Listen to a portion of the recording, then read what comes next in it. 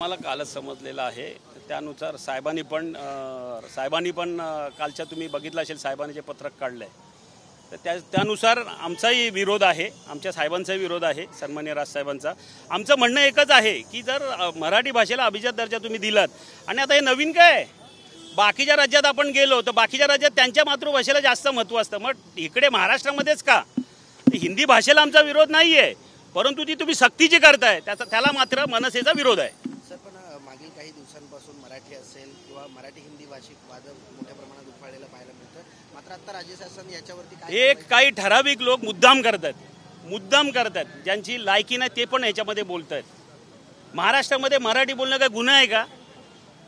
मराठी भाषेला अभिजात दर्जा मिळाला आहे, मग तर मराठी भाषेला अभिजात दर्जा मिळाला आता पुन्हा कशाला हिंदीची सक्ती पाहिजे? हिंदी ऑलरेडी आहे ना, आम्हाला हिंदी भाषेला विरोध नाही आहे, शाळेमध्ये हिंदी आम्ही पण शिकलो आहे, परंतु तुम्ही जी सक्ती करताय त्याला आमचा विरोध आहे। मराठी भाषिकांना हा दिवसण्याचा प्रयत्न 100% हे माती भडकावून आपापसात मारामाऱ्या कशा होतील याकडे सगळ्यांचं लक्ष लागलेलं आहे।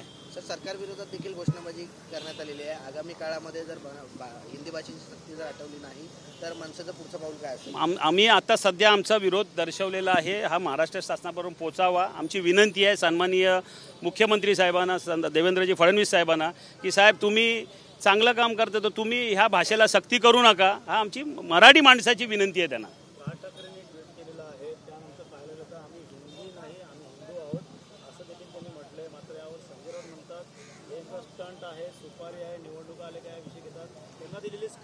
ते संजय राऊतांना जे काय उत्तर आहे ते आमचे प्रवक्ते देतील, मी काय तेवढा मोठा नाही आहे, मी ठाणे शहराचा शहराध्यक्ष आहे, मी फक्त माझ्या ठाणे शहरामध्ये हा विरोध दर्शवलेला आहे। संजय राऊत काय बोलतात ते आमचे वरिष्ठ आमचे प्रवक्ते वगैरे त्याला उत्तर देतील।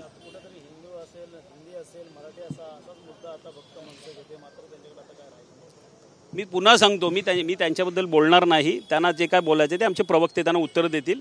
आमचा विरोध हा कायम राहील एवढं मात्र नक्की।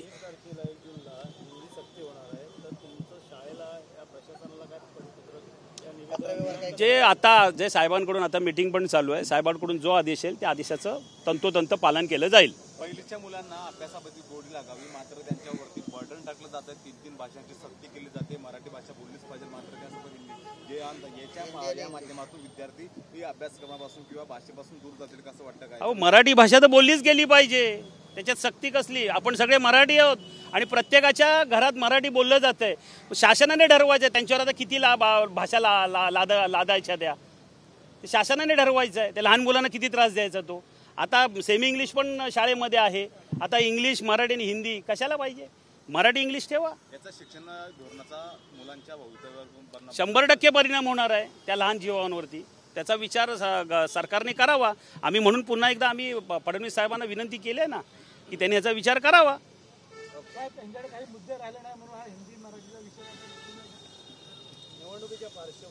निवडणुकीच्या पार्श्वभूमीवर हे आपापसात वादिवाद करायचे हे यांचे धोरण दिसतंय, दुसरं काय नाही आहे। मराठी हिंदी भाषिक आपापसात कसे भांडतील आणि ह्यांच्या पारड्यात कशी मतं पडतील ह्याकडे ह्यांचं लक्ष लागलेलं आहे असं मला वाटतं।